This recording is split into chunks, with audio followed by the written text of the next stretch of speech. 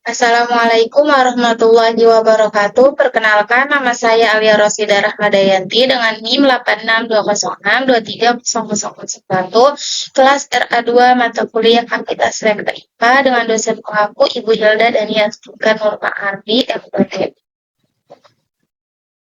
Baik teman-teman, di sini saya akan memaparkan materi mengenai dampak radiasi dari penggunaan gadget terhadap tubuh manusia.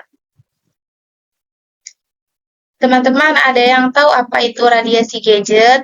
Kalau belum tahu, mari kita simak. Nah, radiasi gadget adalah energi yang dipancarkan oleh perangkat elektronik seperti ponsel, laptop, dan tablet dalam bentuk gelombang elektromagnetik. Jadi, radiasi gadget ini termasuk dalam bentuk gelombang elektromagnetik yang dipancarkan oleh ponsel, laptop, dan juga tablet. Nah, radiasi gadget termasuk dalam radiasi non-ionisasi. Radiasi non-ionisasi ini merupakan energi rendah sehingga tidak bisa merusak sel atau DNA manusia. Radiasi ini berasal dari frekuensi radio atau RF, microwave, infrared, dan cahaya tampak seperti blue light. Radiasi non-ionisasi berbeda dengan radiasi ionisasi yang dimana energinya sangat tinggi sehingga bisa merusak sel atau DNA manusia. Yang dimana radiasi ionisasi ini seperti nuklir atau sinar X. Yang selanjutnya yaitu jenis radiasi dari gadget. Jenis yang pertama yaitu jenis yang paling umum, yaitu gelombang radio atau RF, yang dimana gelombang radio ini biasanya dipancarkan dari sinyal telepon, WiFi, dan juga Bluetooth. Nah, frekuensi dari gelombang radio ini sekitar 300 MHz sampai 3 GHz yang bisa menembus jaringan tubuh kita hingga beberapa sentimeter. Yang kedua yaitu arus listrik. Arus listrik ini teman-teman frekuensinya masih sangat rendah ya, yang dimana arus listrik ini dihasilkan dari dalam perangkat. Frekuensi dari arus listrik ini di bawah 300 Hz, di mana frekuensi ini lebih lemah, namun masih diteliti jangka panjangnya. Jadi untuk arus listrik ini, walaupun frekuensinya sangat rendah di bawah 300 Hz, tapi untuk efek jangka panjangnya masih harus diteliti oleh para peneliti. Jenis radiasi dari gadget yang selanjutnya yaitu perlu perhatian. Yang perlu perhatian yaitu efek panas atau thermal effect, yang dimana jaringan tubuh kita akan merasakan panas akibat penyerapan energi RF atau frekuensi radio. Nah, jaringan tubuh kita akan merasa panas ketika kita sedang menelpon lama, sehingga telinga dan sisi kepala kita terasa hangat ataupun panas. Bukan hanya ketika sedang menelpon lama saja ya teman-teman, ketika kita sedang scrolling sosial media, ketika kita mendengarkan musik, itu akan terasa hangat ataupun panas ketika kita memegang telepon ataupun tablet. Di telapak tangan kita itu akan terasa sangat hangat dan panas. Yang selanjutnya itu layar LED atau OLED, cahaya biru atau blue light. Panjang gelombangnya itu 400 sampai 490 nanometer dari layar gadget. Jadi, cahaya biru atau blue light ini memiliki panjang gelombang 400 sampai 490 nanometer dari layar gadget.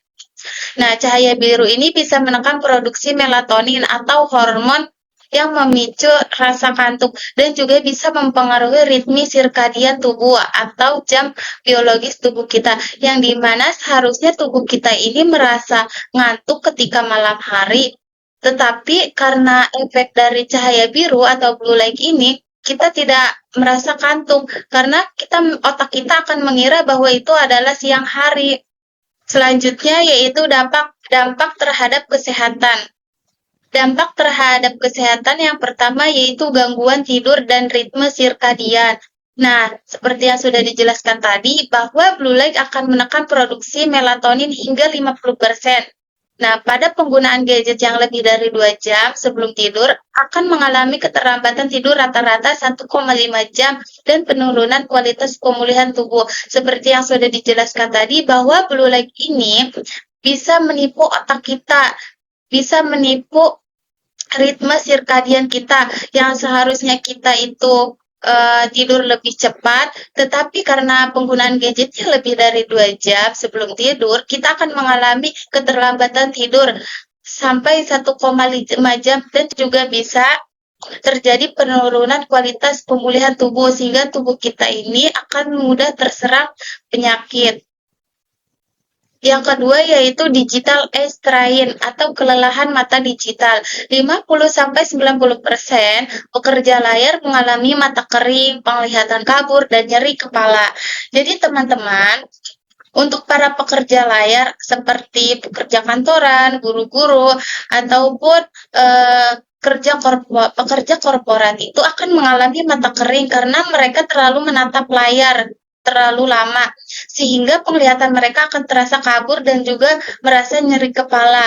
Adapun frekuensi kedipan yang mereka rasakan itu akan berkurang dari 15-20 kali per menit menjadi hanya 5-7 kali per menit saat menatap layar. Dampak terhadap kesehatan yang selanjutnya yaitu gangguan fungsi kognitif dan konsentrasi. Paparan RF atau frekuensi radio intensitas tinggi berpotensi mengubah pola aktivitas otak. Jadi teman-teman, paparan dari frekuensi radio yang terlalu tinggi berpotensi mengubah pola aktivitas dari otak kita. Multitasking digital yang intens secara struktural menurunkan kemampuan fokus mendalam jangka panjang. Jadi, penggunaan gadget yang terlalu intens serta frekuensi radio yang terlalu tinggi bisa mempengaruhi aktivitas di otak kita, yang dimana seharusnya kita fokus, seharusnya kita konsentrasi, itu akan menurun fokusnya dan konsentrasinya juga akan menurun karena dari efek frekuensi radio tersebut. Daya ingat kita juga akan turun. Kita juga bisa mengalami kabut otak atau brain fog. Dampak terhadap kesehatan selanjutnya yaitu neck syndrome, ketegangan pada leher dan tulang belakang akibat posisi kepala yang menunduk saat melihat layar. Beban pada leher meningkat secara signifikan setiap kali sudut kemiringan kepala bertambah. Nah, ketika kita bermain gadget, ketegangan pada leher kita ataupun tulang belakang kita akan meningkat secara signifikan. Setiap kali kita memiringkan kepala, maka ketegangan pada leher ataupun tulang belakang kita akan bertambah, sehingga leher kita akan menjadi tegang ataupun terasa sakit. Adapun tulang belakang kita itu akan berubah secara struktural, bisa terjadi skoliosis juga ya teman-teman. Adapun dampak terhadap kesehatan pada anak, yang pertama yaitu gangguan sensorik. Nah, terlalu banyak stimulasi visual dari gadget dapat membuat anak kurang peka terhadap stimulasi di dunia nyata atau lingkungan fisik sekitarnya. Nah, contohnya, anak-anak ketika memakai baju, namun ada label di kerahnya, itu anak-anak yang terlalu banyak bermain gadget akan merasa terganggu ketika kerahnya itu ada labelnya. Yang kedua yaitu hambatan wicara atau speech delay, yang dimana paparan layar yang terlalu dini seringkali mengurangi interaksi verbal dua arah yang sangat dibutuhkan untuk perkembangan bahasa. Jadi anak-anak yang terlalu sering bermain gadget seringkali merasa malas gitu, tidak mau bicara sehingga akan terjadi hambatan wicara atau speech delay. Yang selanjutnya yaitu cara melindungi diri. Yang pertama, gunakan handset atau speaker. Nah, ketika kita menelpon terlalu lama ataupun kita sedang mendengarkan musik terlalu lama, kita bisa menggunakan handset atau speaker. Dengan ini, kita bisa menjaga ponsel kita dari kepala dan juga bisa mengurangi paparan RF atau frekuensi radio secara signifikan. Yang kedua yaitu filter biru dan mode malam. Nah, kita bisa mengaktifkan night mode atau mode malam atau juga filter cahaya biru 2 jam sebelum tidur. Yang ketiga yaitu kita harus menggunakan aturan 20-20-20. Apa sih aturan 20-20? Nah, aturan ini setiap kita 20 menit kita alihkan pandangan kita ke objek berjarak 20 kaki atau 6 meter selama 20 detik. Dengan ini merelaksasikan otot resiliarisasi mata secara efektif. Jadi teman-teman, ketika kita bermain HP, bermain tablet, atau mengerjakan tugas di laptop, Setiap 20 menit, kita alihkan pandangan kita ke objek yang berjarak 20 kaki atau 6 meter selama 20 detik. Dengan ini kita bisa merelaksasikan otot-otot yang tegang, otot-otot mata kita yang awalnya terasa pedas, terasa perih, itu akan berkurang secara efektif. Cara melindungi diri yang selanjutnya yaitu airplane mode saat tidur. Aktifkan mode pesawat pada ponsel saat tidur. Nah, ketika kita tidur, kita bisa mengaktifkan mode pesawat. Cara ini bisa menghentikan pancaran sinyal RF atau frekuensi radio sehingga tanpa perlu mematikan perangkat. Jadi teman-teman, dengan mengaktifkan mode pesawat ketika tidur, bisa menghentikan pancaran dari frekuensi radio tanpa perlu mematikan perangkat tersebut. Yang selanjutnya yaitu batasi gadget untuk anak. Nah, anak di bawah 12 tahun sebaiknya tidak menggunakan gadget lebih dari 1 sampai 2 jam per hari.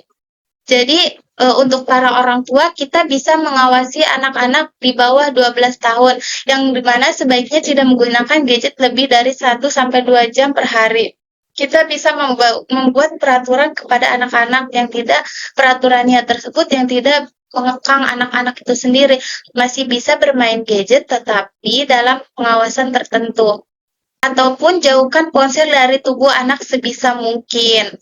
Yang selanjutnya yaitu jangan gunakan saat mengisi daya. Nah, teman-teman, biasanya banyak sekali dari para remaja-remaja ini sering menggunakan gadget ataupun handphone ketika mengisi daya. Padahal hal tersebut harus dihindari, terutama sambil berbaring ya teman-teman, karena suhu dalam perangkat tersebut akan meningkat dan radiasi thermal bertambah. Kesimpulannya yaitu gunakan gadget dengan bijak. Radiasi dari gadget belum terbukti secara definitif menyebabkan penyakit berat pada dosis penggunaan normal. Namun, prinsip kehati-hatian precautionary principle tetap dianjurkan oleh WHO dan IARC. Dengan memahami jenisnya dan menerapkan kebiasaan digital yang sehat, kita dapat menikmati manfaat teknologi sekaligus meminimalkan risikonya. Jadi teman-teman, kita masih bisa kok menggunakan gadget dengan bijak, menggunakan gadget asalkan dengan kebiasaan yang sehat gitu, kebiasaan digital yang sehat, sehingga kita bisa menghindari resiko-resiko yang akan terjadi pada diri kita sendiri. Mungkin itu saja yang dapat saya sampaikan. Terima kasih. Wassalamualaikum warahmatullahi wabarakatuh.